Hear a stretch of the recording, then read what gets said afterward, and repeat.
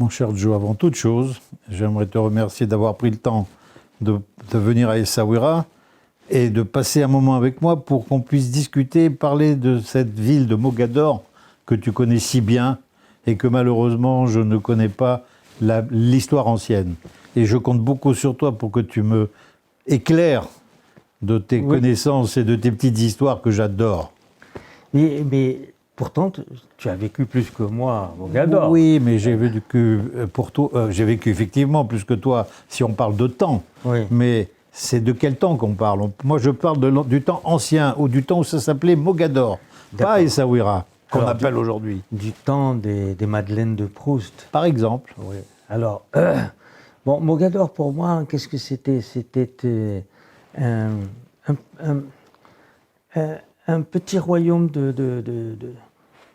je veux dire, princier, enfin, je veux dire, une principauté, presque. Ouais. Parce que pour accéder aux autres villes, il fallait passer par des chemins. Oui, c'est un peu compliqué. C'est toujours compliqué, oui, d'ailleurs. oui. Et puis, on est sur une presqu'île, quand même. Hein, exact. Et alors, on avait l'impression... Et puis, alors, la langue même épousait la géographie des Saouris. Ah ouais, alors, tu vois, ça, c'est quelque chose que je n'ai pas pu connaître. Ouais, vraiment. C'est-à-dire que c'est une petite langue, hein, on parle une petite langue. Mais tout était petit ici. Oui, tout est petit et rétréci, c'est-à-dire que tu pouvais... Je veux dire, au Mela, les gens ne disaient jamais un pain, c'est-à-dire ils disaient khbiza, un petit pain. Un petit pain. Et c'est toujours... tout est petit. Douira, khbiza, hwinta, pour dire un magasin. Ah, pour un magasin. Un magasin, c'est hwinta. Mais c'est vrai qu'elles sont des fois, tu as des magasins qui sont vraiment à la hauteur et la taille d'un homme, pas plus. Hein. Oui, mais c'était la taille du magasin. Mais pourquoi ils disent hwinta alors que les autres disent hanut? C'est-à-dire, hanut, ils revendiquent carrément un magasin. Mais eux, ils disent hwinta. Parce que je crois que mentalement, ils ont la langue à épouser la géographie, qui était, c'est-à-dire, c'est une langue de sable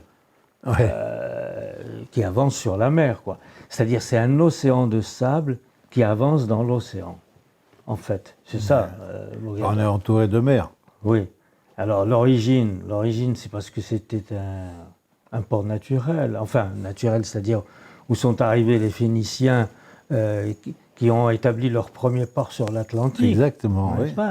Leur façon de travailler était la suivante. Ils venaient avec les marchandises, ils les transportaient, c'était des transporteurs. Ils les déposaient sur la plage, ils se faisaient payer sur la plage et quel ils genre repartaient. De marchandises ils amenaient? Toutes sortes, hein, je ne sais pas, certainement... Qui ramenaient au fur et à mesure de leur pérégrination de voyage? Ils faisaient du cabotage, certainement. Ils étaient spécialistes du transport. Pourquoi? Parce qu'ils avaient découvert la façon de traverser le détroit de Gibraltar. Comment est-ce qu'ils le traversaient? C'est difficile. Ben oui, parce que tu as des courants contraires. C'est-à-dire comme la Méditerranée est plus chaude que l'Atlantique. Donc ça veut dire que l'eau chaude, elle monte, n'est-ce pas? Donc il y avait des courants, donc il y a un courant et le vent qui rentre pour compenser. Tu as deux tapis comme ça. Et les Phéniciens ont imaginé de traverser le détroit avec des gros sacs de pierre qu'ils plongeaient derrière le bateau. Ça veut dire qu'ils attrapaient le courant qui rentrait dans l'Atlantique et qui faisait qu'ils les poussaient, parce que le vent n'était pas assez fort, ils les poussaient pour aborder l'Atlantique. Et donc ils ont trouvé, alors, longer les côtes marocaines jusqu'à Mogador, et là ils ont trouvé un endroit idéal, un port idéal, naturel. Et puis surtout, une manne qui était le coquillage, le murex. Ben oui. Pour faire la pourpre ou le pourpre, je ne sais plus d'ailleurs. Oui, la pourpre, c'était pour les tuniques romaines. Exactement. Et alors, ces petites îles, très recherché. Ben oui, ces petites îles s'appellent les îles purpuraires. Alors justement, tu parles d'îles. Oui. Tu parles de la grande île ou des îles purpuraires? Parce que tu avais les petites îles à côté. Exact, les petites îles, c'est les îles... Elles sont toujours là, mais je veux dire... Elles s'appellent les îles purpuraires. À cause du murex? Oui, de la pourpre, absolument. C'est là-bas qu'on allait chercher le murex? Absolument. Ou sur la grande île? Non, mais les trois îles, hein, toutes les îles. D'accord. Toutes les îles. Hein. Il n'y avait pas une distinction entre la grande et les petites. Tu as déjà recueilli, toi, des coquillages de murex? Non. Mais en revanche, j'ai recueilli des pièces de phéniciennes. Des Phéniciennes. On se demande d'ailleurs pourquoi on trouve des pièces. C'est-à-dire que quand les gens viennent, ils À laissent mon tomber avis, il les est pièces des perdé. poches. Il est Mais perdu. non, mais il faut en perdre beaucoup, parce qu'il y en avait énormément. Oui, alors Parce ils que- avaient des maisons avec des... Je ne veux pas savoir. Mais alors, écoute-moi, je veux dire, on creusait à peine et on trouvait plein de pièces. Moi, ça n'avait pas c'était pas une grande valeur pour moi. Mais il y avait des petits malins, les professeurs qui venaient de France, qui eux savaient. Oui, ils connaissaient la Et valeur. eux les ramassaient. Aujourd'hui, ça doit avoir une valeur Ah. énorme, forcément. Il en reste encore quelques-uns qui ont été mis au musée. Ah des oui, Essaouira. ici, ouais, d'accord. Donc c'était une de nos occupations à l'époque où on pouvait aller à l'île, et surtout la pêche sur les petites îles purpuraires. Tu as pêché, toi, là-bas? Oui, bien sûr. Alors, des fois sur les petites îles, mais presque tous les soirs avec mon cousin Henri. Le avec fameux cousin Henri. Oui, c'était mon fameux cousin Henri qui était féru de pêche. Avec un simple roseau, auquel on attachait un fil, on allait tous les soirs, tu sais, devant, le long de cette jetée-là, Oui, tu sais, oui. qui mène au port. Oui. Et là, on pêchait le beurré, iskren, gaou-gaou. Scred, c'est quoi Scred? Iskren, c'est un petit poisson tacheté marron foncé, qui Ah est très oui, très oui, bon. oui, je Filmkla, connais. tu vois. Et le beurré, c'était un petit poisson argenté. Et gaou-gaou, c'était un tout petit poisson comme ça. Ça, c'est des noms berbères. Hein. C'est Pas des noms ouais. berbères, bien sûr. Bon, comme tu sais, Asgar, qui est un nom Oui, berbère, bien qui sûr. veut dire rouge. Asgar, bien ça veut sûr. dire rouge en berbère, oui. Et donc, ça, c'était nos jeux à Mogador. Bon, forcément, il fallait trouver quelque chose avec la mer, puisqu'elle était là. Donc, on l'a Ouais, exploré de c'était- toutes c'était les le- façons. C'était le passe-temps favori, c'est la pêche. La pêche, la Se baignade, baigner, elle était quand même relative. Elle était déjà froide à l'époque. elle était très froide. Et alors, on attendait avec impatience que nos mamans nous apportent les tartines de confiture Sforzel, les coins, Sforzel, à 5 heures. Je voulais te demander, on parlait de baignade. Oui, Donc vous alliez sur la plage quand même. oui, Je me rappelle, il y avait des petites cabines. oui. Ah, les cabines. Malheureusement, elles ont disparu. Mais c'était quoi ces cabines? D'abord, à qui elles appartenaient et qui les utilisait? Ben, chacun avait une cabine. Enfin, il y avait des Ah, gens. c'était personnel. propriété privée. Propriété privée. Ah, Et d'accord. pas publique. Alors, les cabines, c'est une merveille, les cabines. Parce que c'était l'école du flirt. Ah, C'était là où on apprenait à flirter. à partir de quel âge? Bon, pas moi, parce que j'étais trop jeune, mais à partir de 14 ans, Ah, 15 ans.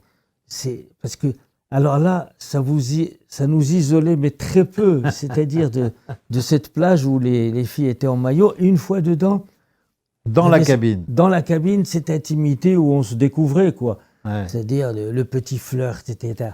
Donc, tous les Mogadoriens, je suis sûr qu'ils ils se Qui ont sont dépassé initiés au flirt. 13-14 ans quand même. Voilà. Ils se sont initiés au flirt dans les cabines de la plage. Au minimum au flirt. Au minimum au flirt. Le reste, je ne sais pas. Nous, tu sais comment on disait en arabe. Hein. En arabe, pour nous, je veux dire, was bustiha, dlikti aliha, est-ce que tu l'as caressé, est-ce que tu l'as embrassé, ça n'allait pas plus loin. Ouais, ah oui. Ouais. Et vous mangiez sur la plage? Ah oui, non, mais on attendait 5 heures que les mamans apportent ces tartines de confiture, je te disais, de coin sforzel. Oui, Et j'adore. on les mangeait dans des serviettes en grelottant, parce que Ouais. fallait pas croire, il y avait peut-être du soleil, mais la mer était glacée en fait. Hein. Donc vous vous baignez. On se baignait, ouais, Ouais, quand plus ou même. moins. On était habitués, parce que le soir, il faisait toujours un peu froid. On avait des pulls à Mogador. Très froid. On avait des pulls. Nos mères tricotaient des pulls, toutes. Et on devait... Et il y avait autant de vent qu'on dit. Ah oui, oh, il y avait du vent. Mais parce qu'on dit qu'il y avait plus de vent avant que maintenant. Est-ce que c'est Je ne vrai? sais pas. Alors, écoute, quand tu dormais dans une maison mogadorienne, il y avait Sarta. Qu'est-ce que c'est Sarta? Sarta, c'est la serrure, tu sais. Oui, oui. Oui. Oui, Et alors, les gens étaient habitués à entendre tac, tac, tac, tac, tac, parce que le vent rentrait dans toutes les coursives, oui, évidemment. C'était pas Il s'aff- étanche. C'était pas étanche, il s'infiltrait partout. Et ça faisait tac, tac, tac, tac. Les gens étaient habitués à dormir avec sartat et tqarqarb. Et alors, on mangeait nos tartines en grelottant sur les serviettes. Et ça, quand vous alliez à la plage, c'était pendant la semaine, Oui. le Shabbat, le samedi. Vous y allez à la plage? Ben oui. Ah bon? Au cinéma quand on était plus grand. D'accord. Et le Shabbat, comment ça se passait? Tiens, c'est très intéressant le Shabbat à Mogador. Parce que on m'a raconté une anecdote, je ne sais pas si elle est vraie, peut-être que tu la connais. On m'a raconté quand Lyoté est arrivé au Maroc, Mhm. en 1912, il est passé à Essaouira, c'était un Shabbat. Oui. Il est arrivé, il n'y avait personne pour l'accueillir. Mhm. Personne. Mhm. Alors il s'est un peu offusqué, il était énervé, il dit mais qu'est-ce que c'est? Moi j'arrive, il n'y a personne pour m'accueillir, il n'y a pas de fête, il n'y a rien. Alors le pacha de l'époque lui dit monsieur, vous savez ici, il y a beaucoup plus de juifs que de musulmans. Et on est samedi, ils sont tous à la synagogue. Et comme il était antisémite, Oui. très très connu, Oui. il a décidé de plus, parce que paraît-il que le port du Maroc devait être construit à Mogador. Oui. Et il a décidé d'aller à Gadir pour le faire. Oui. C'est une vraie histoire, ça, tu crois? Alors ça, c'est...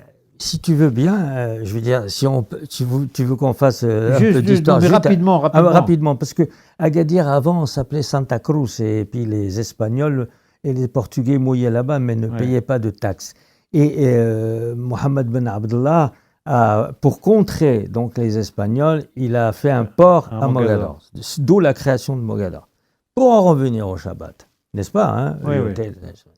Alors, le Shabbat, c'était le jour, c'est-à-dire le jour où on vivait, c'est-à-dire la vie s'exprimait le Shabbat. Pourquoi? Parce que il y avait ces conversations. D'abord, la ville devait être fermée partout. Sauf que, par exemple, toute la semaine, les gens au Bella, ils ramassaient, ils étaient pauvres. Oui. Un jour, un poivron, il disait Hada nkhbéo l-sebt. Quand il ramassait un œuf, il dit Had l-bayda arti mais c'est tkhbéha l-sebt. Had l-fqousa hada jibt lek swan had l-hims mais tkhbéhom l-sebt, etc. Parce que le plus important, c'était de faire la dafina, de faire au moins ce repas. Pour le reste, tu sais, ils bricolaient dans la rue, ils mangeaient comme ça. Et quand ils trouvaient un bon oignon, had l-bsla, arti. Mais si هذه ما تبخاس هاد الزمعه ماشي تخبيها للسبت هذه ياك donc disons que le plat principal, je parle des pauvres mais là c'était la dafina du Shabbat. Et alors dans les familles plutôt de la Casbah, du centre-ville, comme on pourrait dire. Ouais, il n'y avait pas ce problème ne se posait pas. Oui. Alors donc nous on envoyait Srina al-Farran. Ouais. Elles étaient attachées avec silk. Oui, ça, silk, donc le fil de fer, etc. Comment les reconnaître? Voilà, la question que je voulais te poser. C'est impossible. Ça, c'est un métier. C'était un hasard. Reconnaître les marmites de Dafina, c'est un métier. Et c'était le métier du Trah. Il savait que cette skhina dit Madame Beqsis, Hadi dit Madame Qaqun, Hadi dit Madame Outmezgin. تعرف توازن كاملين هذا الطاجين دي اسمها Combien il y avait de marmites dans un four? Combien il y avait de marmites dans un four? Je sais pas, ne serait-ce que dans mon quartier, si je compte les familles, il y avait au moins 20 familles, 20 skhines, 20 skhina. Et ils connaissaient. Il n'y a jamais eu d'interversion? Oui. Moi, j'en ai jamais connu. Alors, j'imagine, tu vois, mais si skhina ديالنا هذه ولا السخينه فيها البيض, ils n'ont pas l'habitude de mettre البيض في السخينه, يدي حنا ما تنعملوش السخينه بالدجاجه, هذه بالسخينه, هذه السخينه ماشي ديالنا. مشي لعند الطراح تقول له على كيفاش انا نتلفتي. Mais de toute façon, ça ne pouvait pas arriver parce que quand Tazen il arrivait, il savait que c'était pas son Tazen. Ah, d'accord. Tazen, tu comprends? Donc, alors, skhina, une fois la skhina consommée, donc les Juifs ne fumaient pas. Ah oui, c'est vrai. Bon, alors ils allaient sur la place. Sur la place? Sur la place. La place du Shaïla, Dar Lasor. Ouais. Alors, tu savais que Dar Lasor, c'est là où la presse, où on pressait. Oui. On pressait peut-être de l'huile. Oui, de l'huile. Il y avait un arbre. Et cet arbre, unique arbre dont les fruits s'appelaient tikorin. Les fruits s'appelaient tikorin. Nulle part je n'ai Et entendu quel genre ça. de fruits c'était? Oui, qui ne se consommaient pas, mais c'était des petites boules vertes comme ça qui tombent. Et donc, voilà les Juifs qui font les 100 pas. Et ils avaient trouvé ce moyen émouvant pour leur faire oublier l'envie de fumer. Ce moyen émouvant, c'était de consommer des pépites. Mais alors, il fallait être un mogadorien champion pour manger des pépites. Mais d'abord, quelles pépites il y avait? Celles de pastèque, les plus difficiles. Les toutes petites noires, là. Mais tellement. Mais tu peux pas les manger, ces pépites. Ah, mais non, il fallait avoir des dents de mogadorien. Parce que je te signale que pour ne pas casser. Il fallait avoir l'écartement nécessaire. Ah, l'écartement, le qsra. Parce que le qsra, elle se cassait, la pépite était foutue. Ah oui. Moi, je me rappelle que mon grand-père, il prenait wahed le casse, il mettait la pépite, il la cassait comme ça parce qu'il n'avait plus les dents pour. Il l'a cassé sur le verre. Oui, avec le verre, comme ça, il faisait comme ça, tac, tac, tac. Le Shabbat, lui, il ne fumait pas, remarque. Mais comme c'était la tradition de manger des pépites, même ceux qui ne fumaient pas, mangeaient des pépites. Par mimétisme, tu connais ce principe. Fumer. Il y en avait qu'un. C'est encore vrai dans beaucoup de familles, hein, je te signale. Les pépites? Oui. Il n'y en avait qu'un, à Mogador. Qui ne mangeait pas de pépites? Oui, jamais. Qui? Salomon Abergel, le roi des chauffeurs. Chauffeur champion, on ne disait pas champion, on disait championnat. Roi championnat de la ULM. Ça veut dire qu'il conduisait bien, c'est ça que tu veux dire? Ah, il conduisait des gros camions. Des gros camions. Roi championnat de ton oncle? Non, c'est pas mon oncle, mais c'était mon voisin d'Arbkoto, en face. Roi championnat de l'Ulam, Tachiforit. Tachiforit, il y a. Ça vient du berbère, hein, Tachiforit. Tachiforit. On ne dit pas Taïsog. Taïgoud le camion. Et alors lui, Roi Behdo, le seul. Ah, en plus. Il faisait devant tous les gens qui mangeaient des pépites. Ah oui, il est nargué. Oui, il est nargué. C'est-à-dire que ils étaient là en train de. C'est-à-dire. Et moi, ça devait être un blasphème énorme de fumer le Shabbat à énormissime. Et lui, il avait des très beaux cheveux noirs, tu sais. Il avait le regard, il était assez fort et grand. Les gens baissaient un petit peu les yeux devant lui parce qu'il ne cherchait que ça. Hein, pour, Ah bon, c'est un virulent. Un virulent. Mais il parlait très très bien, il avait une façon de parler. J'aimais beaucoup entendre sa voix parce qu'il avait des arguments. Et alors, je voyais ces pauvres gens qui essayaient de faire passer cette envie de fumer. Oui, et lui, et pourtant, il ne tombait pas malade. Ça posait des questions. Il ne glissait pas. Il lui arrivait pas grand-chose. Heureusement. Il se disait, il fume le samedi. Il m'a tahali, tadum, ma. C'est pas normal. Il n'y a plus de bon Dieu. Il y a plus de. Et ça lui posait des questions à l'ensemble. Et les pauvres, ils disaient, manafos. On va continuer à manger des pépites parce que on ne sait pas. Peut-être que lui, il va payer à un autre moment. Ah oui. Parce qu'il croyait à l'au-delà. Alors il se dit, le mot, ما سيخلص دابا حتى ما سيخلص بديك العالم. العالم disait, ايوا ما سيخلص فيها. Mais دابا حنا ما ناكلوا الزنين نهار السبت. Alors, donc tu mangeais des pépites, d'abord la daf, les pépites, mais quand même dans la journée vous faisiez, il y a l'assiette je suppose. Après la daf, une bonne sieste. Alors, il y a une tradition. Mais une tradition, mais comment dirais-je? Ancrée. Hein? Ancrée.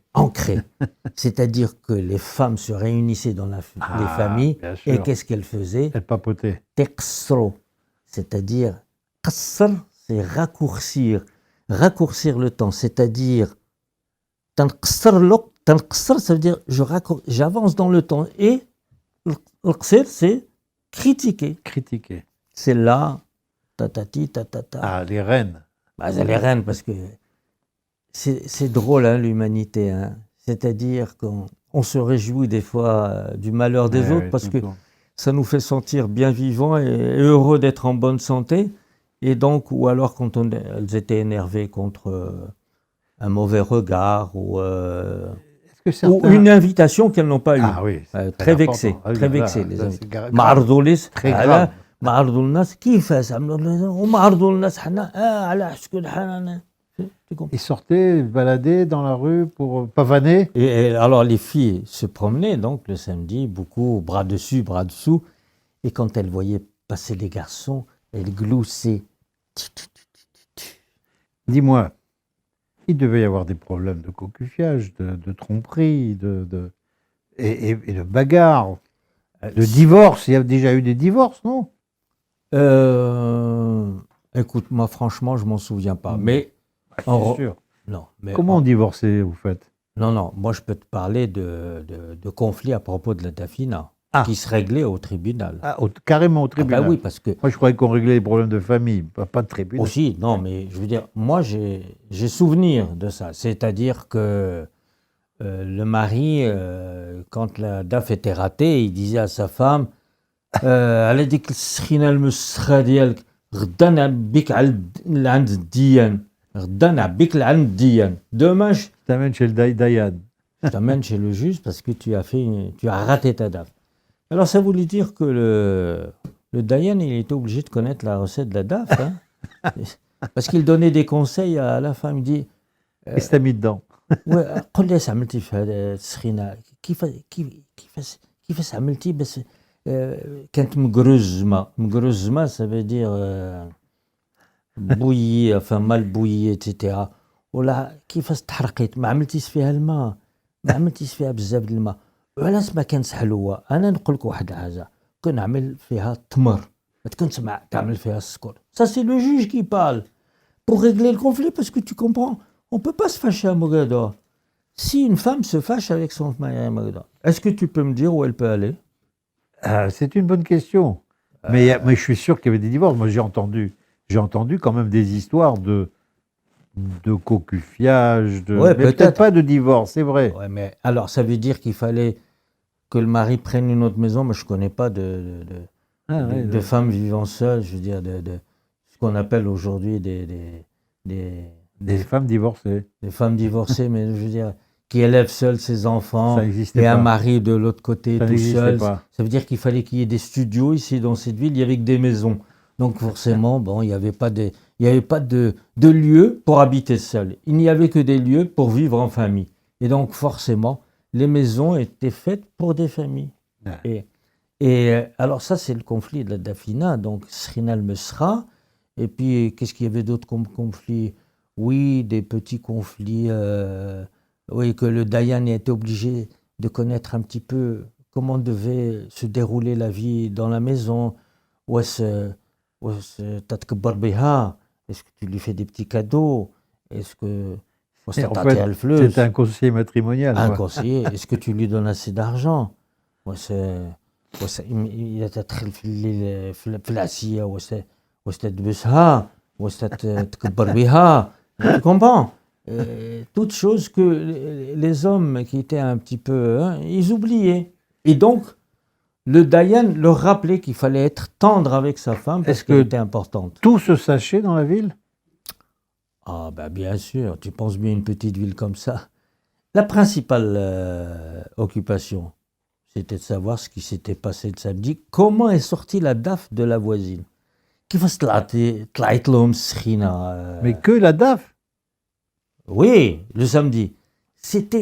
Mais c'était fondamental.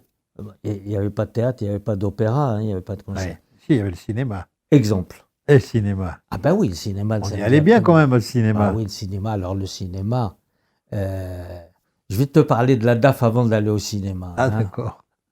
On a amené la DAF au cinéma? Non, c'est... قل لي كيفاش طلعت السخينه دي بقسيس. انا طلعت لهم معلكه. هاد المره طلعت لهم معلكه ça veut dire bouillie. Hein? Oui. Non, brûlée, pas bouillie, non, brûlée. C'est-à-dire onctueuse. Ah, onctueuse.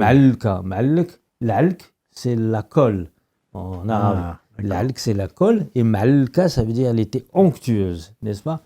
Et alors, au Srina di Barsisat, qui fait طلعت, la مسلوقة. Mais qui C'est-à-dire était au brouillé. courant de toutes ces Srina? Hein? Qui était au courant de, Mais il se de le toutes disait, ces il qualités se le de Srina? disait. Ouais. Alors, qu'est-ce qu'elle faisait? C'est la rumeur. Non, mais qu'est-ce qu'elle faisait vis-à-vis de son mari, la pauvre? Elle n'avait aucun moyen de se défendre. Elle disait مزغوب طرح عمل السخينه ديالي عملها في القنت تاع العافيه ديالها, c'est-à-dire il l'a mise dans le coin et le feu n'a pas atteint la mienne.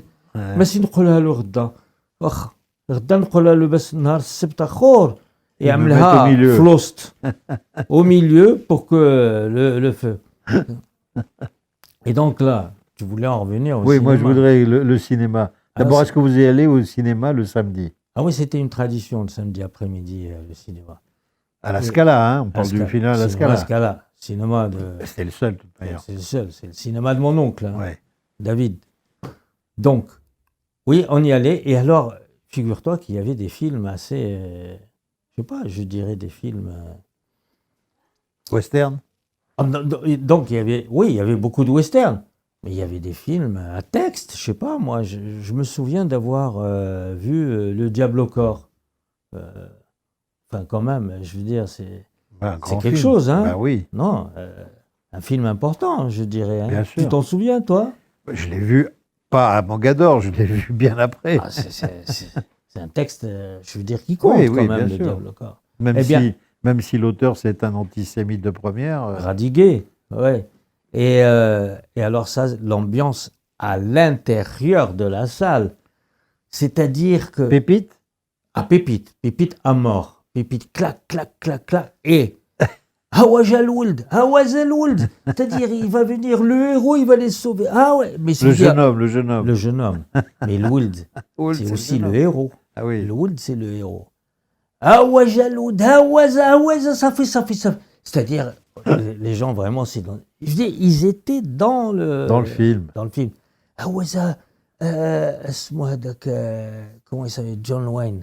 Alors, quand il demandait على واحد الويسكي, tu vois, le whisky. Mais صافي.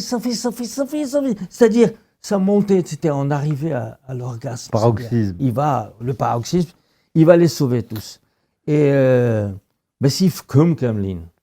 Il va les sauver. Ah. Il va les sauver. Et puis il y avait les films de D'art et d'essai. bon, d'art et d'essai. Oui, ok. vraiment? Un petit peu, oui, quand même. Mais surtout des films indiens et égyptiens. Comme aujourd'hui. Ah non, il n'y a plus de cinéma de toute manière. Alors, je ne sais pas si il était acteur, Farid Al-Atrash. C'était un grand chanteur. Un grand chanteur, un acteur, un humoriste, enfin. Ah bon? Humoriste? Ah oui. Oui, absolument. J'adore. Je ne sais pas. Je ne me souviens pas si c'était des films avec Farid Al-Atrash et tout, mais je me souviens de ces violons Film d'amour, bien sûr. langoureux. Long, grand film d'amour. Et puis elle arrivait doucement, Et- là. Excuse-moi, moi, malheureusement, je ne l'ai pas bien connu, moi, ce cinéma, parce qu'il est dans un état délabré. Mais quelle était l'ambiance à l'intérieur? Comment c'était il y avait d'abord combien de personnes à peu près? J'ai aucune idée. J'avais l'impression qu'il était très, très grand. Bah oui, j'imagine. Il y avait des loges, il y avait le Plein tout le parterre. temps? Plein tout le temps, ah oui, plein. Plein tout le temps. Et puis le balcon. Alors, mais non, il y avait un bar. Ah, Avec... les gens, ils se pintaient la gueule dans le Et cinéma? C'était Simi qui servait dans le bar. Qui? Simi. La femme de... Simi, C'est la une femme femme. de je ne sais pas qui. Ah, je croyais que c'était la certainement. femme de ton oncle. Non. Simi servait au bar. Simi. Ben, ça rappelle, tu sais, ce tableau de le bar du Moulin Rouge de Manet. Ouais. La serveuse, exactement. Simi, c'est la serveuse de Manet au bar. C'est-à-dire avec un nœud papillon comme ça derrière qui attachait ses cheveux. Et puis les bouteilles de Martini et de Cinzano. Quinquina. Yakina. Quinquina. Et il n'y Voilà. avait pas de Maria. Non, pas de Maria. Maria, c'est un peu... Typiquement c'est un peu- maison. C'est populaire. Ouais. On était au cinéma. Il fallait du bonnet. Et je me souviens également, à part le vent, qui était quand même relativement présent, les odeurs, qui avaient l'odeur du poisson, du guano. Oh, ben, C'était le guano, c'était la sardine séchée, c'était quoi déjà? Les petites sardines qui ne pouvaient pas être en conserve. Donc, On en faisait de la farine, c'est on ça? en faisait de la farine, on en faisait des engrais, ce qu'on appelait le guano. Ça dégageait une odeur pestilentielle. Ah non, moi j'adorais cette odeur. Non, moi cette odeur, c'était mon parfum. C'était, je veux dire, Ah ouais. ça avec les mouettes, associé aux mouettes, C'était pour moi, Mogador. absolument. Et non, moi cette odeur ne me Ah, moi, dérangeait chaque fois qu'on absolument venait pas. ici, ça me prenait Non. à la gorge, le truc. Il n'y a plus, hein? Il n'y a plus cette odeur. Il n'y a plus Non. de guano. Alors, Il n'y a quasiment plus de sardines. Donc, le vent, il avait une importance, hein, le vent. Bah oui, C'était suivant quand il y avait d'où- des sauterelles. les sauterelles venaient du sud.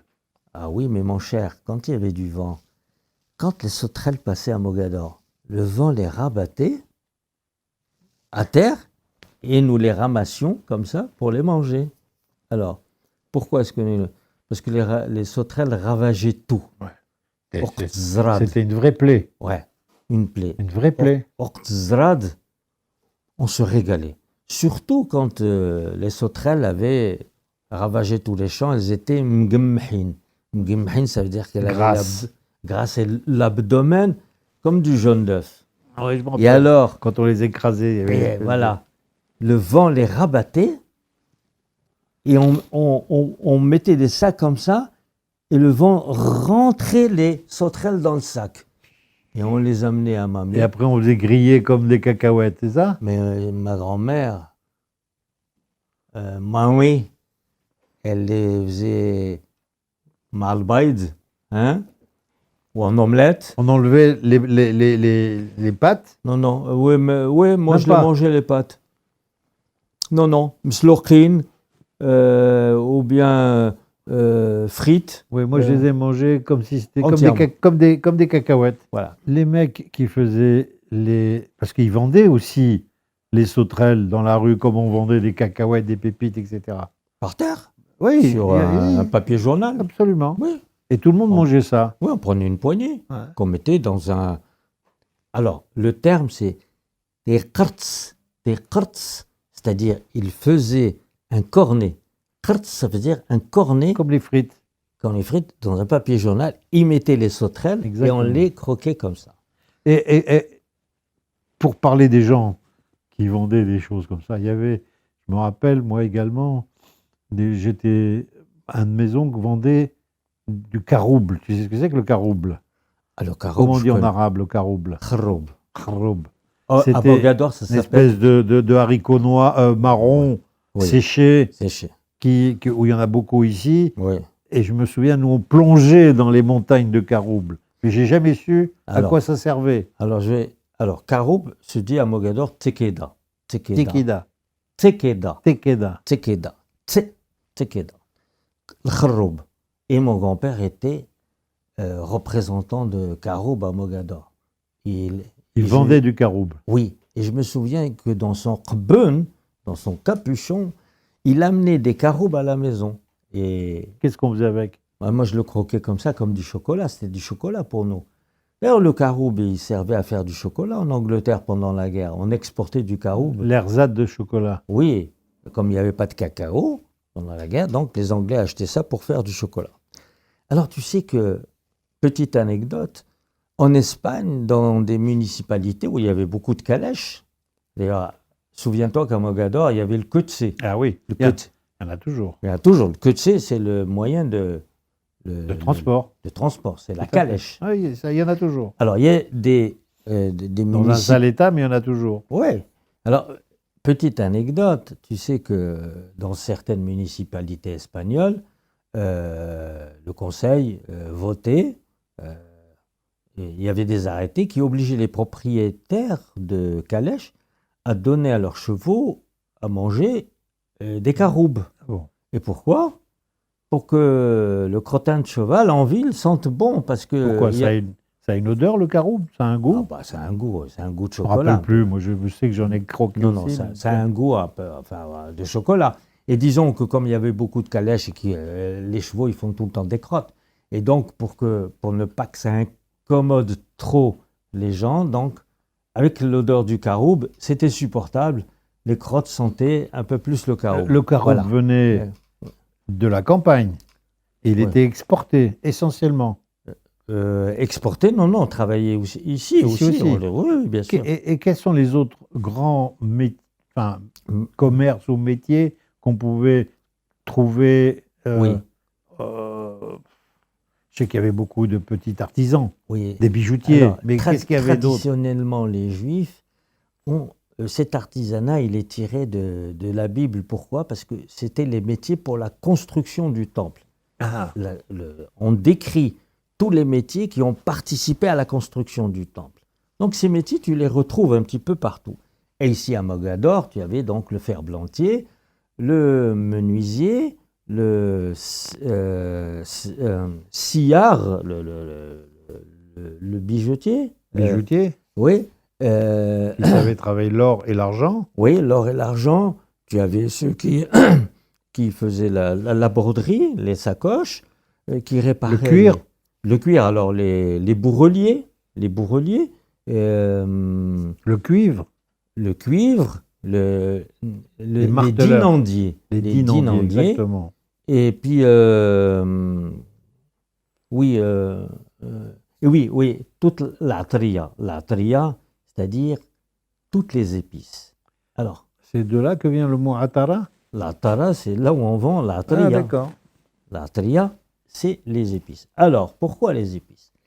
Parce que les Juifs, ils sont venus ici au Maroc il y a 2000 ans. Donc, plus. Oui. Et ces épices, certaines viennent d'Orient.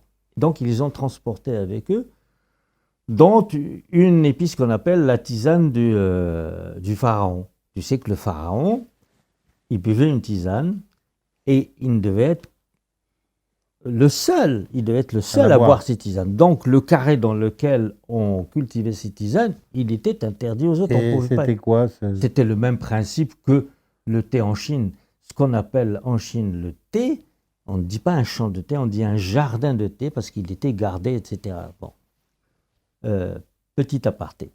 Et donc, on emportait avec eux toute la tria. Donc, leur spécialité, c'était la tria, c'est-à-dire les épices. Donc, j'en connaissais beaucoup qui vendaient mertdeus.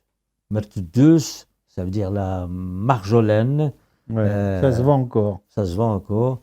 Il y avait le psipsal. Mais plus à Atara, parce que maintenant, il n'y a que des bazaristes. Ouais. Psipsa, le kharkoum, c'est l'Inde. Le Kemon, enfin bon, toutes ces choses. Mais enfin, bon, Zatr, évidemment. Bon, à part Mertdeus, donc, il y en a encore d'autres. Ah bah oui, c'est parce qu'il manque. Alors, ce que je ne sais pas, je ne sais pas. Je m'avance un petit peu, mais je crois que la tisane du pharaon, je crois que c'était de l'hibiscus. Je pense. Je ne sais pas. C'est qu'ici, je suis pas sûr. Il y a une tisane qu'on appelle la tisane royale. Oui. Tu connais?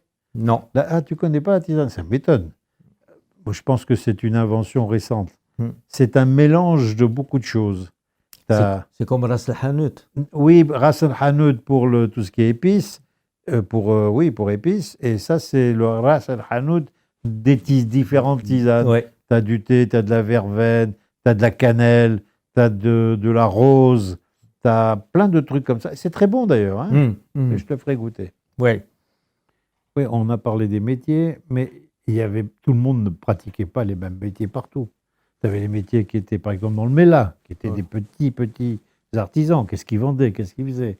Tu as ceux qui étaient un peu plus nantis, qui étaient dans la Casbah ou dans la Médina. Oui. Puis tu avais les gros faiseurs, qui, eux, exportaient beaucoup, certainement. C'était quoi, par exemple Le Mela était très spécialisé dans les tout petits métiers. C'est-à-dire que tu avais des boutiques où on ne vendait que le falfel al-harra. Que ça. C'est-à-dire, pour ne pas faire concurrence peut-être à l'autre. Et tu avais, donc, le falfel al-harra, il y en avait un, il ne vendait que de la mahia. Et les gens venaient chez lui, ils prenaient touillet di mahia. Touillet, c'est un petit verre qu'ils avalaient comme ça. Et c'était l'occasion pour eux de de parler, de rire à gorge déployée. Et puis tu avais un petit métier, mais vraiment un tout petit métier, le restaurateur. Qu'est-ce que c'était Restaurateur, c'était un Non, petit mais métier. Qu'est-ce que c'est qu'un restaurateur au Mela? C'est quelqu'un qui a tazine, sakt, Dehors. dehors, sur une chaise. Et il a juste une marmite à vendre. Et qu'est-ce qu'il y a dedans? Sakt, ça veut dire les tripes. Ah, les tripes. Ouais. Alors on appelle ça en arabe shkamba, mais en juif ça s'appelle sakt. Et alors, il chante une chanson. اجي وبنادم الله السلطانة العزيزة ديالي هي اللي عدلت هاد الطاجين السقط هي اللي على الكيتو pour vanter Ah, ils vantaient sa femme. Ouais, il chantait toute la journée comme ça, les gens venaient, ils prenaient une assiette, etc. Et puis tu avais des gens accroupis dans des magasins à réparer des petites sacoches. C'est-à-dire mais vraiment juste pour coudre, pas grand-chose. Qu'est-ce qu'il gagnait? Hein? Qu'est-ce qu'il Il gagnait? gagnait juste de quoi à peine manger. Et encore. Ah, et encore, à peine. Et puis tu avais celui, l'hem, qui l'hem, c'est-à-dire il réparait les cafetières. Avec un fer à souder, il réparait les cafetières. Il était là, avec ses verres grossissants. Il n'était pas allé chez l'opticien. Il est comme ça, là. Et puis, il réparait les cafetières ou les marmites de l'Allemagne. L'Allemagne, ça veut dire quoi? L'Allemagne. Non, Là, l'aluminium. Tazine de l'Allemagne, c'est l'aluminium. Et alors, et puis, tu avais d'autres métiers dans la Médina. Les métiers de la Médina, celui qui vendait Tehan. Tehan, c'est quoi? C'est les rats, des trucs comme ça. Non, oui. Les abats. Alors, oui, qui vendaient Tehan et qui vendaient le khadram tiha, c'est-à-dire des condiments, des carottes au vinaigre, etc. Et puis tu avais le grand personnage, celui qui vendait les zaban. En général, c'était un musulman. Ah, c'était Non, l'étage le musulman, au-dessus. lui, passait partout. Alors lui, il avait un roseau autour duquel était entouré le nougat. Du sucre, enfin du nougat. Du nougat. Et ça commençait comme ça.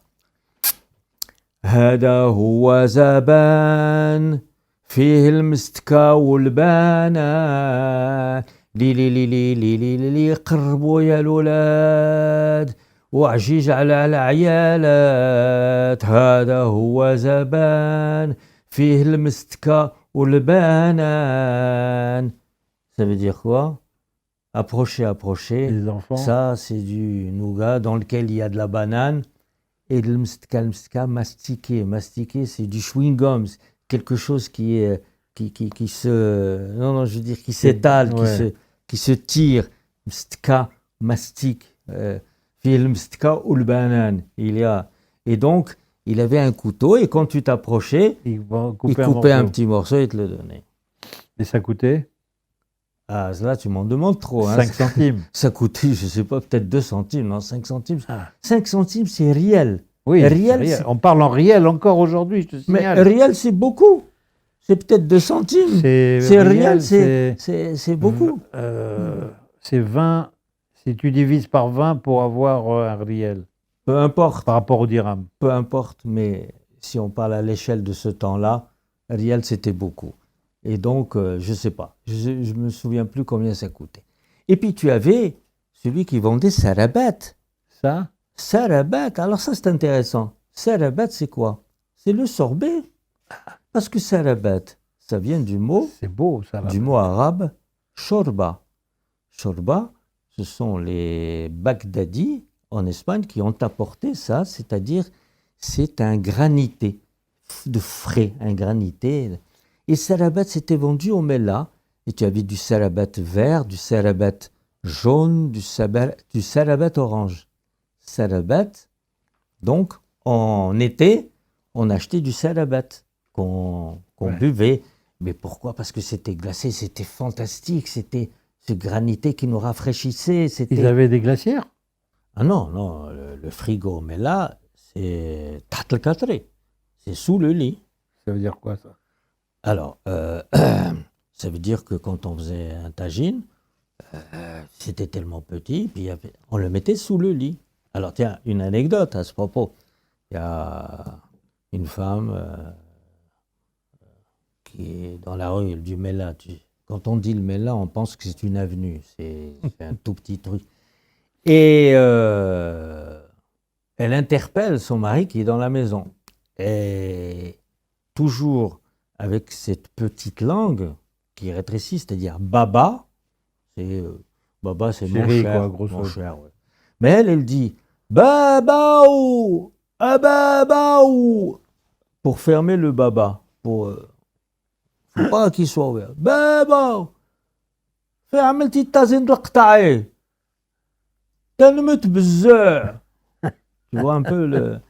Où est-ce que tu as mis la marmite de qta'i, de viande Coupé. coupée, enfin, oui, de morceaux de viande, je sais pas. Et il lui disait On dirait bœuf bourguignon aujourd'hui. un genre comme ça. Et le mari répond bah, ah, mais t'as le cadré. C'est-à-dire, pourquoi tu me poses la question?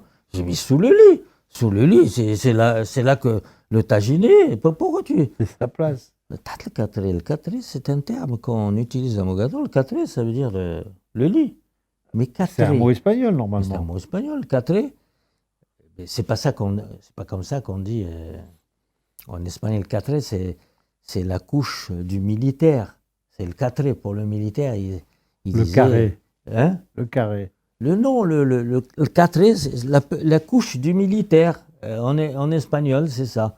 Et l'expression veut que quand un garçon séduit une femme, il dit mais la llevo al cadré. Je l'ai amené je l'ai embarqué jusqu'au lit. Jusqu'au lit. Intéressant. Très intéressant. Oui. Mais pour en revenir toujours au Mella, Ouais. qui est aujourd'hui une ruine, il y avait quand même, les gens vivaient quand même de quelque chose, à part ces petits métiers. Qu'est-ce qu'ils faisaient d'autre? Il n'y avait pas les vendeurs d'eau d'abord? Ah non, ça c'était non. plutôt les musulmans. Non, il y avait les porteurs d'eau. Ah, les porteurs d'eau Ouais, et les por- vendeurs d'eau, il y avait deux choses. Ah, c'est pas pareil. Les vendeurs d'eau, on n'en avait pas ici. Il n'y en avait pas ici. Moi, j'en connaissais pas Ah ici. bon?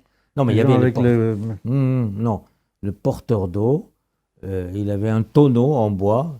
Il avait واحد جلد هنا, جلد pour poser son tonneau, pour protéger son épaule, et il montait des étages avec le tonneau d'eau. Vu qu'il amenait à qui? À des gens dans les À maisons? des gens dans les Il n'y avait maisons. pas d'eau qui montait dans Il n'y les avait maisons. pas d'eau courante chez tout le monde. Il y avait, dans certaines maisons, il n'y avait pas d'eau courante. Donc au Mella, il n'y avait certainement pas Eh d'eau bien, courante. il y avait le porteur d'eau. Le garab. Le garab, Greb. le garba, le garab, c'est le porteur d'eau. Oui, donc ce porteur d'eau qui portait donc des bidons d'eau, si j'ai bien compris. Non, des tonneaux. des tonneaux d'eau dans les maisons parce qu'il n'y avait pas d'eau courante. Pas partout. Il n'y en avait pas. Et le porteur d'eau, je m'en souviens d'un Allel, le porteur d'eau, avec un pantalon, tu sais, qui ramenait jusqu'au mollet, avec des mollets saillants, bien. Il montait tellement d'étages qu'il finissait par avoir des mollets bien ronds, bien durs et lisses, tu vois. Allel, donc le porteur d'eau. Et puis, tu avais un autre métier, c'est le déménageur. Qu'est-ce que c'est qu'un déménageur? Il y avait des déménageurs. Ah, mais qu'est-ce On parle du Mella toujours, hein? Ou Non, déménageurs non, il partout. venait partout. Le déménageur, D'accord. c'est-à-dire que le Mella fournissait les déménageurs. Ouais. Et ils venaient déménager le Qsba et D'accord. le Medina. Alors, qu'est-ce que c'est qu'un déménageur? C'est quelqu'un qui a un grand dos, un bon dos et bien musclé. Balèze. C'est un hammal. Hammal. Alors, il y a un jour, dans ma rue, il y a une dame qui s'appelle Arbeqa. Arbeqa, elle a besoin de déménager une table et des tas d'autres objets. Donc, elle fait appel à Youssif. Youssif, c'est un bon hammal. Son fonds de commerce, c'est son dos, hein, ses muscles. Alors, dans ma rue, une voisine, Arbeqa, elle veut déménager une table et quelques objets. Donc, elle fait appel à Youssif. Youssif le hammal. Youssif, il vient. Arbeqa, avec son mari, ils prennent une table. Youssif est accroupi. il lui pose la table sur le dos, et puis il profite qu'il ait la table sur le dos pour dire, bien, il y a de l'espace, on va mettre encore des choses. Et il charge. Sur le dos, tout ça. Oui, il est accroupi, Youssef, hein, pour qu'on... Et à un moment, Al-Beqal arrive, il dit à Youssef, Youssef, wacha nzid lek had l'hsika. Youssef, je t'en prie, est-ce que je peux te rajouter ce peu bougeoir? Et Youssef qui répond, Arti Al-Beqal, manites. C'est-à-dire, Rebecca, tu sais, plus ou moins. De toute façon, j'adore. manites, de toute façon, je ne vais pas me relever. C'est une expression mogadorienne, ça, manite. Oui, à Mogador, mais ailleurs, on connaît aussi, je pense. Hein. Donc, manites, ça veut dire, tu peux la rajouter. Mais parce que de toute façon, je ne vais pas me relever. elle est bonne. عرفتي يا يوسف عرفتي يا ربيقة منايت ما تيقص نتهز. Joe, tout à fait, c'est dans la même veine, mais moi, on m'a raconté que les femmes des Essaouira étaient très recherchées. Donc, il y avait des gens qui venaient de tout le Maroc et essayaient de venir trouver une femme Souiri pour l'épouser. Est-ce que c'est comme ça que ça se passait? C'est tout à fait vrai. Moi, j'ai un oncle de Rabat, enfin, qu'on appelait l'oncle de Rabat, qui était venu à Mogador pour chercher une femme. Alors, comme il ne connaissait pas tous les commerçants, toutes les maisons, c'était simple. Hein. Il fallait aller taper dans les maisons pour demander s'il n'y avait pas une femme à épouser. Ah, carrément. Ah oui. Et alors, moi, ma mère, elle m'a chargé de l'accompagner. Msaoud. Il s'appelait Msaoud. Msaoud était venu avec un chapeau gris. C'est-à-dire que tu vas aller taper aux maisons. Donc, tu savais où il y avait des jeunes filles à marier, peut-être? Non, mais je tapais partout. Je savais où il y avait des maisons, où les commerçants. Alors, j'ai commencé par, dans ma rue, Hatwil, le représentant Javel Lacroix. J'ai demandé s'il y avait une femme à marier, etc. Parce que c'était le seul moyen. Et puis, alors, j'avais des maisons avec portes fermées. Il fallait taper. Quand tu viens de taper dans une maison, tu as quelque chose à apporter, à demander. Tu es invité, tu es attendu, etc. Mais là, tu viens de demander s'il y a une femme. Comment tu tapes? Combien de coups tu donnes? Quand tu donnes 3 coups francs, ça veut dire je suis attendu, je viens livrer du charbon, le fakhr, je viens livrer le khdari. Mais là, je viens de dire comme c'est bint el-zouaz. Est-ce que vous avez une fille à marier? C'était difficile pour moi. Donc, je tapais un coup et un demi. Un coup et demi. C'est-à-dire, je ne veux pas trop vous déranger, mais quand même, auriez-vous une femme à marier pour mon oncle qui vient de Rabat? Alors, la formule, c'était comme ça. Oui,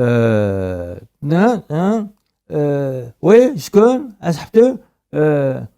Non, zit Ammi Zamarbat, Andul Mlakat, ça veut dire il a des biens immobiliers. Mlakat.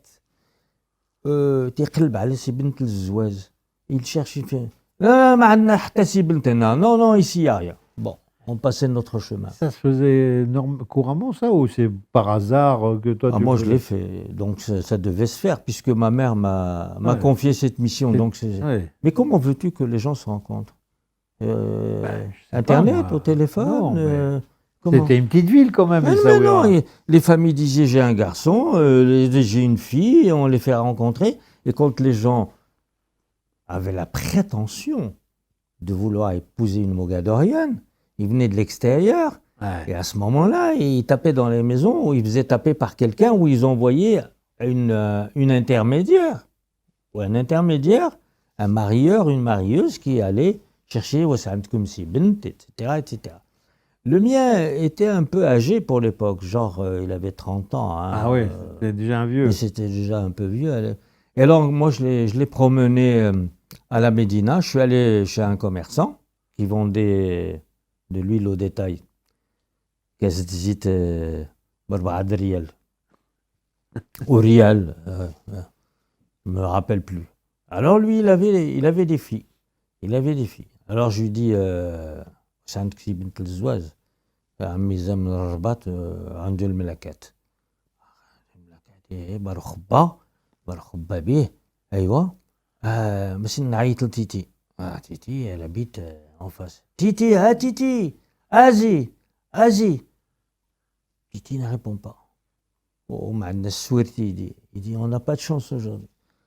النهار اللي جا عندنا واحد التزر من الرباط تيتي مع ناس واخا رجعوا revenez. Alors mon oncle, il disait déjà, on est à la Médina, c'est pas trop son quartier. Lui, il voulait une fille de la Casbah, de l'Aqsba. Il voulait attaquer carrément la bourgeoisie bougadorienne qui avait une petite culture anglaise. Le haut de gamme. Le haut de gamme avec, qui avait été scolarisé à l'école anglaise, n'est-ce pas? Et voilà qu'on attaque la Médina et ça lui plaît pas trop. Jusqu'à ce que on arrive à la porte du Mela. Alors, tu vois. Tu as dégradé. Ah, j'ai dégradé là. J'ai des passages initiatiques. C'est-à-dire, quand on est passé de la Casbah à la Médina, ça a été un peu douloureux pour lui. Et bien, de la Médina arrivé au Mela, il a dit là, je peux pas. Là, il commençait à entendre des voix de gorge. Parce qu'il faut te dire une chose. L'accent de l'Aqsba n'est pas le même que l'accent de la Médina. Ouais. Et l'accent de la Médina. Quelques rues de différence. Ah, mon cher, il y avait des frontières invisibles. Ouais. Et qu'est-ce que c'est qu'habiter un pays? C'est habiter une langue. Mon pays, c'est ma langue. Donc on est là, quand quelqu'un parle, on dit Hadam al-Millah, Hadam al-Qasba, Ando al-Hadad al-Qasba. C'est cette voix de gorge, de fond de gorge, qui est celle du. Donc quand on a passé la frontière de la Médina à. Vers le Mela. Elle est où cette frontière? Plus ou moins? Tu sais, quand se termine la Médina, c'est le café. Il y a un café qui fait le coin qui vendait de la soupe. Non, tu vois. Et puis à droite, on allait au marché aux poissons. Ah oui, d'accord. Là commence le Mela, je vois. avec la Guéniza à gauche. Mela Gdim. Hein? Mela Gdima. Le Mela al-Qdim. Non. Le Mela commence avec la Guéniza. Qu'est-ce que c'est que la Guéniza? À gauche, c'est là où on mettait les vieux livres de prière. Parce qu'on devait les enterrer. D'accord? Ça s'appelle la Guéniza, le Gnaza. Gnaza en arabe. Guéniza. Ok? En hébreu. Donc on passait là, on arrivait là. Et il était décomposé, le père Messod, parce que c'est pas trop ce qu'il voulait. Mais moi je trouvais, il y avait des filles au Mela qui étaient un peu pulpeuses comme ça. Déjà, tu avais l'œil. J'avais l'œil, elles étaient pulpeuses et elles mâchaient du chewing-gum. Et c'était assez, comment dire... Érotique. Excitant. Ouais, c'était... comment... Pour ne pas dire... j'oublie le terme. Elles étaient... Oui, enfin, avec des lèvres un peu aussi pulpeuses, etc. Et puis elles étaient toujours en grappe. 3 en général. Aussi, elles gloussaient. Et donc, à la vue de ce jeune homme, c'était un monsieur. C'est déjà un vieux, 30 ans, un vieux avec un chapeau, un vieux. Alors, elle regardait et elle riait sous cap. Alors, moi, je leur disais. Elles avaient quel âge? 20 ans, 18, 20 22, 20 max. Alors, je disais, مزيانين هاد البنات, أنا عجبني بزاف. Il me dit, لا تهضروا ديك الهضرة ديالهم ما عجبتنيش. Alors je lui dis, je peux leur parler. En fait, j'étais son entremetteur, quoi. J'étais son entremetteur. Et alors, elle gloussait, elle se rapprochait. Et alors, pourquoi est-ce qu'il disait ça? Parce qu'au Mela, le costume national, c'était le pyjama. C'est-à-dire que les gens, c'est-à-dire que le fin du fin, c'était de sortir en pyjama. Alors, il mettait de l'eau sur les cheveux, comme ça. Et puis au pyjama, il marchait comme ça. Et les filles, le top du top, les pantoufles avec un pompon. Ouais. Les pantoufles. Alors celles-là, elles avaient les pantoufles avec le pompon. Ah ouais, c'était la classe. Et des fois, il y en avait qui avaient une sbinia sur la tête. Ouais. Un petit foulard. un petit foulard, Petit Sbina, châle. un petit châle comme ça attaché, mais pas avec frange, ça c'est Sbina des grands-mères. Et elle faisait hi hi en le regardant, genre, abordez-nous, demandez-nous, faites quelque chose. Et lui, il était timoré, d'abord, je pense qu'il était très prétentieux, parce qu'elles étaient très prétentieux. C'était exactement les filles qu'il lui fallait, hein, je veux dire. Il ne pouvait pas quand même prétendre à une fille de la Casbah. place de la Casbah, de la place du Shaila, et puis du côté des villas. Alors là, on ne parle même plus. Là. Alors moi, ces filles là, qui gloussaient, moi j'en aurais bien... Si j'avais l'âge, j'en aurais épousé une tout de suite. Je les trouvais tellement T'avais déjà des petits... charnelles, je veux dire. Et puis, bon, on avait envie de se mettre contre elles parce qu'il y avait... Cajolées. Oui, de cajoler, elles avaient des formes. Enfin. Bref, monsieur a fait le pan, a fait le héron. Il a voulu qu'on revienne à la Casbah. On revient à la Casbah. Et moi, je connaissais une épicerie tenue par un monsieur qu'on appelait Belkleb. Belkleb. Le père du chien. Ben, Belkleb, ça veut dire que Belkleb, ça veut dire qu'il aimait les chiens, qu'il avait des chiens, Or, à Mogador, avoir un chien, c'est pas possible, c'est impur. Ah ouais. Un épicier avoir des chiens. Alors on l'appelait Belkleb, il était un petit peu ostracisé par les autres juifs de la ville. Parce que Belkleb, il aime les chiens. Et pourquoi il aime les chiens? On n'a pas le droit aux chiens tout de suite. C'est quand le Messie viendra. Quand le Messie viendra, on a le droit à tout. Hein. Après, on aura le droit d'avoir des chiens. Mais pour l'instant, Ma'waïdnes. Ma'waïdnes, c'est on n'y a pas. C'est-à-dire, ça commence comme ça. Hna, le familier d'Enna, Ma'waïdnes le club. Chez nous, dans notre famille, on n'a pas le droit aux chiens. Et t'en as d'autres qui disent Hna, le familier d'Enna, Ma'waïdnes le hart. On n'a pas le droit de jardiner. Hna, le familier d'Enna, Ma'waïdnes le hmaïm. On n'a pas le droit aux pigeons. Des trucs tribaux. Chacun faisait son petit truc. Faisait ça. Donc le pauvre Belkleb, on l'appelait Belkleb parce qu'il aimait les chiens. Alors comme il vendait de la nourriture, on associait l'impureté des chiens qui n'étaient pas dans la boutique. Une transmission de l'impureté des chiens qui n'étaient pas là, mais simplement parce qu'il les aimait. Tu vois, ça va très très loin. Ah ouais. Transmise dans la nourriture.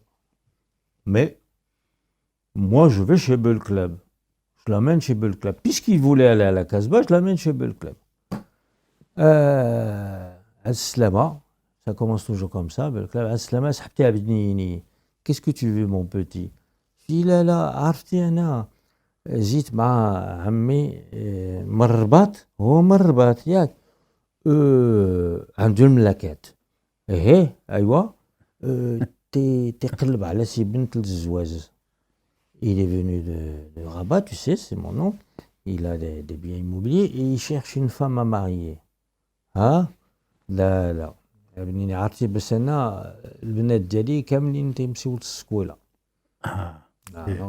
Mes filles, elles vont à l'école. J'ai pas de filles à marier. Elles sont toutes scolarisées. Ah, c'est des jeunes. Oui. Donc voilà, alors le pauvre, il est pas très bien. Mais moi, je continue ma mission parce que ma mère, elle m'a dit, et je passe à côté. Et à côté, il y a Titi. Ah, Titi, c'est celle qui tient la boulangerie. Elle tient la boulangerie d'un Français. C'est un dépôt de pain, en fait. Et Titi, elle, pour le coup, elle est très pulpeuse. Non seulement elle est pulpeuse, elle est blonde. Elle a des cheveux bouclés blonds, elle est grande. Célibataire. Elle flirte avec Nsim. Nsim, c'est le conducteur du camion. Un grand camion. Et figure-toi que Msaoud, il s'arrête là, il dit Azbitni bzaf. Celle-là, elle me plaît beaucoup. Vas-y. Moi, j'étais incapable. Enfin, je voulais pas le décevoir, mais je lui ai dit, mais tu peux pas faire concurrence à Nassim. Elle flirte avec Nassim et Nassim, il conduit un camion. Autant dire, c'est un cosmonaute à Mogador. Il conduit un camion. Il dit non, non, va lui parler. Je lui dis, bon, si tu veux, mais tu sais, j'ai eu du mal. Parce que moi, longtemps avec mes camarades, on observait Titi, tu sais, sous le porche, en face de la boutique, en train d'embrasser Nissim. amoureusement, oui, Nissim, avant qu'il démarre son camion, parce qu'avant qu'il parte en voyage, elle lui disait au revoir. Donc, de façon très gourmande, ils s'embrassaient, etc. Donc, je les observais, je dis, mais elle ne quittera jamais Nissim pour lui, même s'il a des mlaquettes, même s'il a des biens immobiliers à Rabat. Et donc, je lui dis, j'ai été incapable. En vérité, j'étais incapable d'aller parler à Titi. Parce que Titi, elle me voyait l'observer. Donc, c'était pas la peine de prendre je veux dire, Ah, elle savait que tu l'observais. ouais, elle voyait tous les gamins, donc elle me reconnaissait. Je ne pouvais bien pas sûr. aller venir lui dire, Titi, T'étais j'ai un, oncle, un de ses fans. un de ses fans, donc ça va. Ça s'arrêtait là. Je veux dire, ça s'est arrêté là. En tout cas, pour la Casbah. Hein. Ouais. Et puis alors, donc, un peu dépité, il me dit, Asnam le daba. Je lui dis, ben, ça fait. Ben, oui, oui. Il me dit, non. Non, même si وصل من القصبة ما خصها يتجبر لي شي وحدة دابا عافاك واش تعرف قلب cherche Madame Sarezinski. Madame Sarezinski, Une polonaise. une polonaise, oui. Rezinski. Oui, une polonaise, Il y une avait- réfugiée. Il y avait une polonaise Ouais, ici. une réfugiée, professeure de danse. Elle habite là. Donc, je tape à la porte. Et là, c'est la cuisinière qui m'ouvre. Ouais. Je بريتو لا جيت مع عمي من الرباط كيفتش على واحد البنت للزواج. Je suis venu avec mon oncle de Rabat, parce que Madame Sarezinski, elle ne parle pas l'arabe. Hein. C'est la Ah, cuisinière, c'est elle donc qui... je lui parle l'arabe. Et كيفتش على واحد البنت للزواج بغا يزوج. Et alors il me dit لا انا ما كاينش البنات مدام ساريزانسكي ما بغاتش تتزوج. Madame Sarezinski ne veut pas se marier, elle est déjà et puis de toute façon me dit-il là Messod Sarezinski ما تتعرفش تطبخ هذه هذا الاسم Madame Sarezinski elle doit pas savoir cuisiner celle-là c'est pas un nom de chez nous ماشي مسوره هذه هذا الاسم genre c'est une étoile elle sait pas faire les boulettes le quarry ou ouais. Non, en Une fait, il est venu hérésie. pour ça.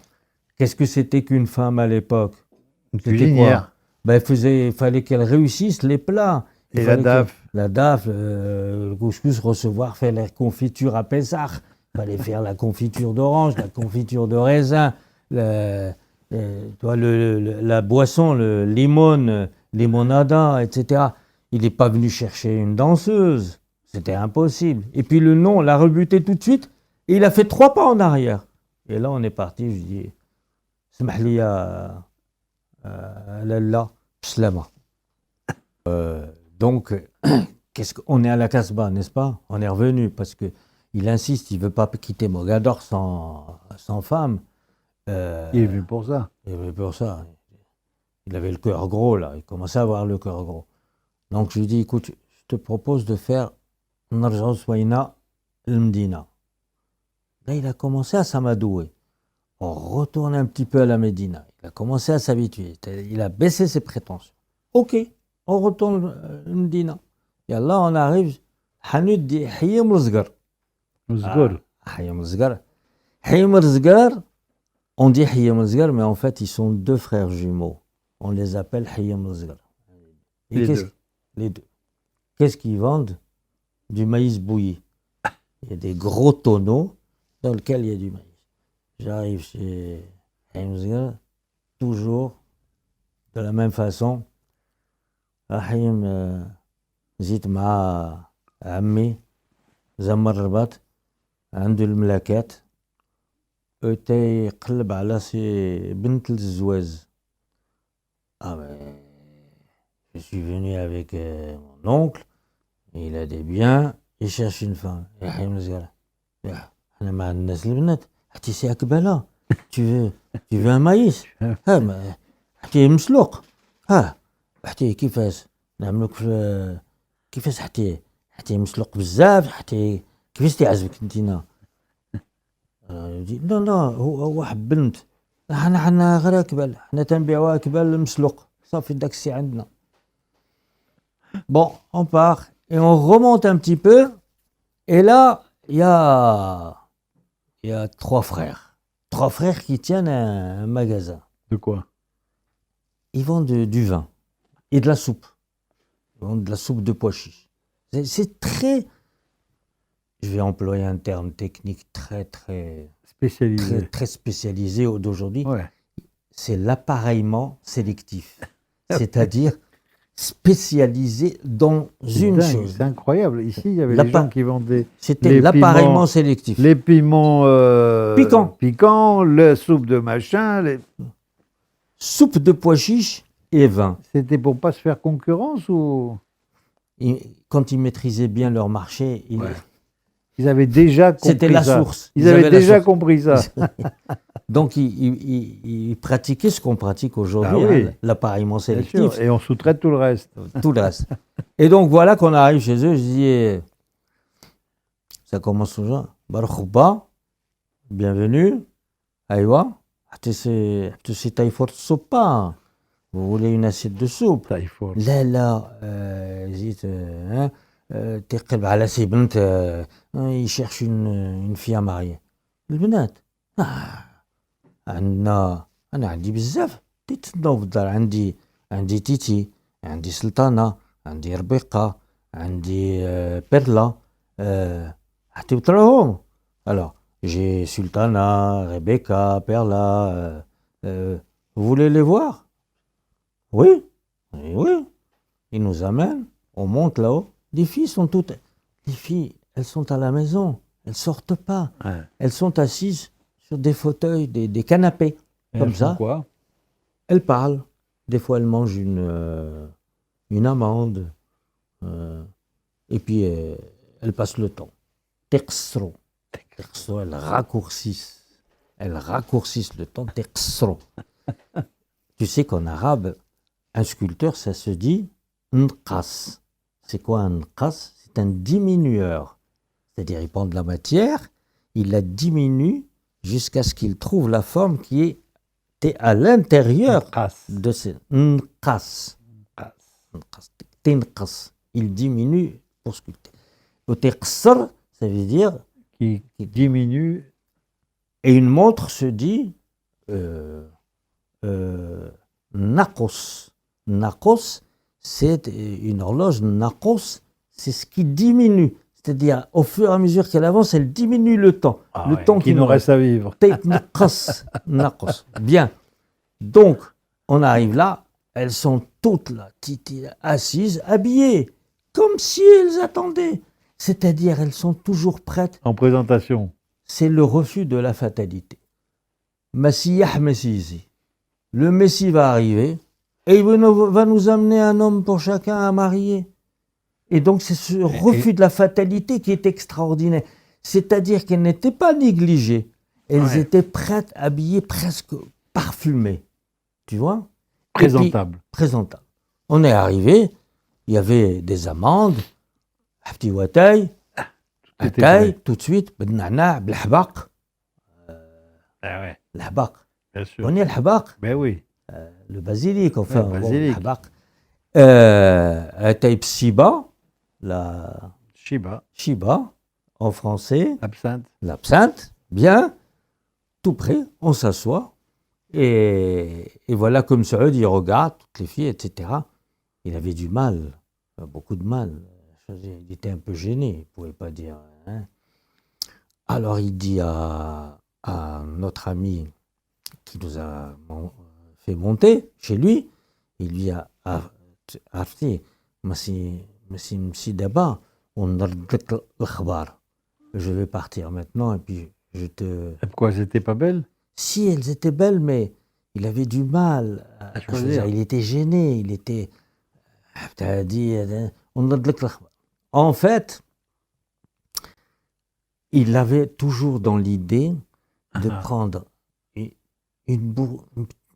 la petite bourgeoisie, enfin, petite grande bourgeoisie, dirons-nous, culturelle de Mogador. Une fille, je ne donnerai pas les noms, mais ces filles avec, tu vois, une éducation, qui avait un oncle en Angleterre, à Londres, et qui lui ramenait des choses de Londres, ses parfums, les bonbons, ses chocolats anglais, etc. Le thé Qui prenait le 5 o'clock. Le 5 o'clock, etc. Mais moi, je sais, quand bien même j'étais très jeune, qu'il ne pouvait pas atteindre. Il était trop vieux. Avec son chapeau, c'était impossible. 30 ans, c'était trop vieux. Enfin, j'ai 30 ans, 35 ans peut-être. Donc, après que le marchand de soupe nous ait fait monter dans sa maison et que Saad lui dit à ce moment-là, je vais réfléchir. On marche encore un petit peu et là, on trouve une boutique, une jeune femme qui vend des carottes au vinaigre. Et je l'aborde toujours de la même façon, toujours le même discours, etc. Et elle me répond, ابنيني أنا بوحدي ابني أنا براسي تنقلب على سي عروس. Mais mon petit, moi-même, je suis tout seul dans la vie, je cherche quelqu'un. Baba Rabbi يصاوب لي سي عروس. Elle commence à invoquer. Baba Rabbi يصاوب لي سي عروس. Alors, comment il s'appelle, Msaad. Bon, elle était un peu, quand j'ai dit jeune femme, ça veut dire elle était un peu âgée, quoi. Non, plus que ça. Non, c'était pas ce qu'il cherchait. Elle était un peu vieille. Elle dit, Ana Bouhda Bnia, et dans une boutique, donc c'était pas. Bref, on s'éclipse vite. Et la boutique d'à côté, c'est un marchand qui vend toutes sortes de choses, tu vois. Ils vendent de l'huile, du sucre, le qalb skor, tu sais, le pain de sucre, du thé. Bon, ça avait l'air d'une épicerie bien achalandée. Ça veut dire cossu, ça veut dire qu'il était susceptible d'avoir. Alors, pareil. Comment, vous avez mon oncle, et lui me répond. أنا براسيت تنقلب على سي مرا لولدي واش عندك انت ناسي وحده. Moi-même, je cherche une fille pour mon fils. Est-ce que tu en aurais une? Ça veut dire que j'étais devenu... j'avais un stock de je suis venu juste pour lui. Et donc, ma mission était un peu terminée. Et j'attendais ma récompense, parce que tout cela, je pensais que tout ce que j'avais fait... Il y avait une carotte au bout. Il allait au moins m'acheter des chewing-gums. Tu sais, les chewing-gums bazooka. Bien sûr. Roses. Qu'il allait m'acheter des bonbons. Même pas. Fanide. Rien du tout. J'étais bien content de ne avoir pas trouvé de femme. Dis-moi, je pensais à une chose. Avant, il y avait un superbe hôpital qui est devenu un bazar. Oui. Comment les gens se soignaient à cette époque? Alors, du temps de ma grand-mère, elle me racontait qu'il y avait une mission de sœurs anglicanes au fond de la Médina, à droite. Bon, avant d'entrer au Mela, à droite. Et alors, là-bas au bout, au fond. Au bout. Alors donc, elle me disait qu'on allait chez les sœurs pour nous faire vacciner. Et donc, les sœurs, avant qu'elles les vaccinent, elle leur demandait de chanter une petite chanson.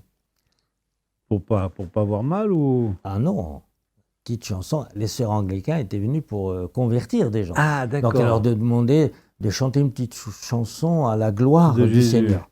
Alors, ça donnait ça. Ma grand-mère, qui avait été éduquée à l'école anglaise, elle parlait l'anglais avec un accent... Moitié anglais, moitié arabe. Non. Alors, la chanson était la suivante. Oh, praise the Lord, oh, praise the Lord, oh my soul, praise the Lord, and forget not all his benefits. Et quand elle terminait la chanson, elle l'a vaccinée. Ça voulait dire qu'elle était plus ou moins consentante. Pareil, mon père m'avait dit, pour le vaccin, pareil. Alors, mon père, il ne savait pas très chanter. Il disait, praise the Lord, praise the Lord, praise the Lord, pour qu'elle lui donne le vaccin, quoi. Vaccin de quoi c'était? Diphtérie, Ah oui, oui, oui, oui. tétanos. Ah oui, c'est-à-dire les vrais vaccins. Les vaccins, oui. D'accord. Oui. Ah, et alors, donc tous ces gens-là devaient passer par une mini-conversion. Mini-conversion.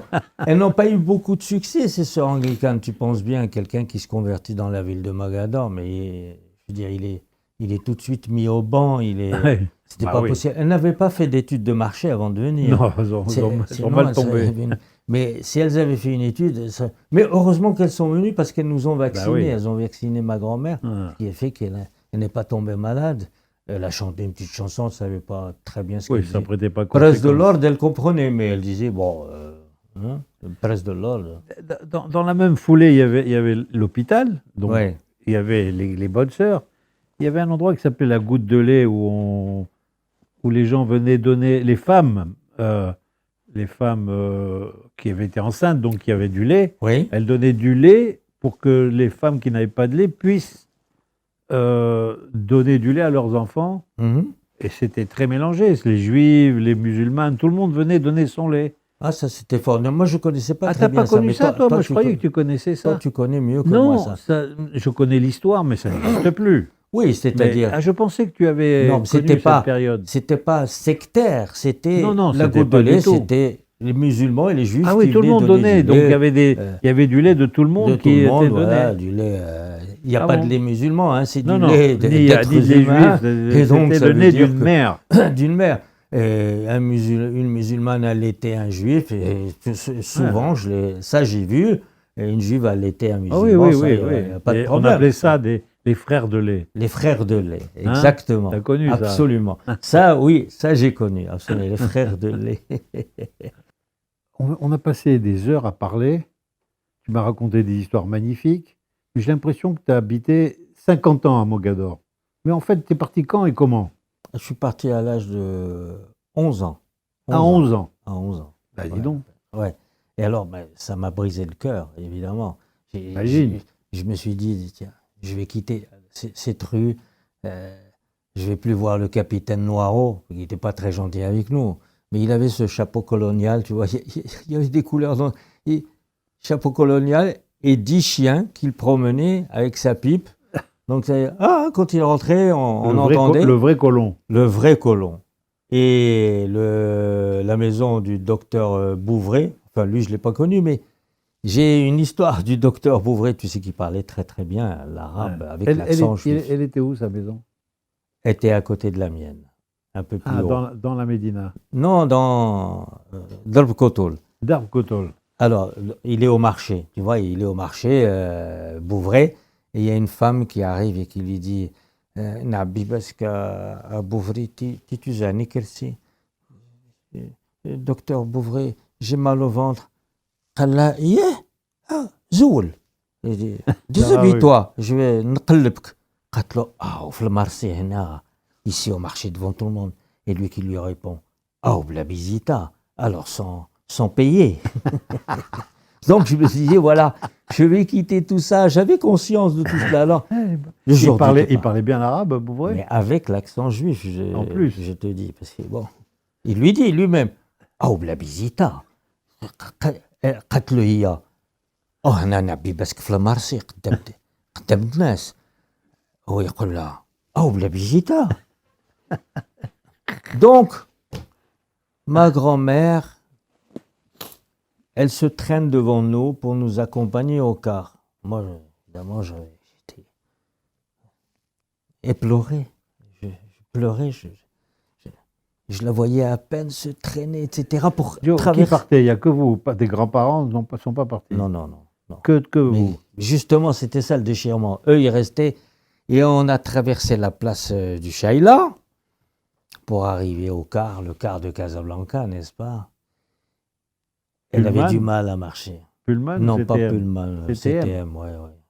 Le car traditionnel avec les valises au-dessus et celui qui les charge, le filet, etc. Et le marchand de couronnes devant le car. Bien sûr. On a les couronnes pour le Obligé. voyage, quoi. Tepq. Tepq Cac. C'était tepq de cac. C'était le terme utilisé à Mogador, mais on est toujours dans la petite langue, n'est-ce Ouais. pas? Et donc le cac ici, on montait, donc on pleure, etc. Le chauffeur que je connaissais, c'était un Corse. Un Corse. Lui aussi qui parlait très très bien l'arabe. L'arabe avec l'accent juif. Ah, lui aussi. Lui aussi, parfait. Donc on monte dans le car, et puis c'est-à-dire le moteur tourne, ça chauffe, ça y est, on va quitter tout ça, tout ce petit paradis.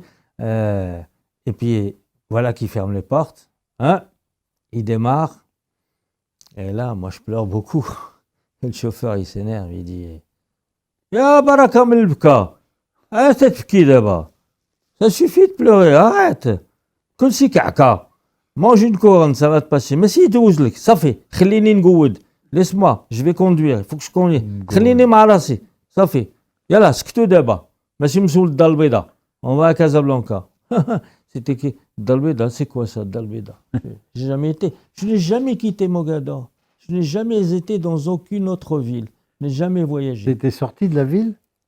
Est-ce que tu avais déjà été, par exemple, à Tangaro ou Ah, Tangaro, Oui. oui. Oui, tu étais J'étais à sorti de la Tangaro, ville. J'étais sorti de la ville. Tangaro. Non, j'allais à Imitanout, Chichawa. Imitanout, quand oui, même. mais c'était le maximum pour moi. À Chichawa, c'était Mais- déjà loin. Rentrer à l'intérieur des terres, c'était... Alors là, j'étais perdu.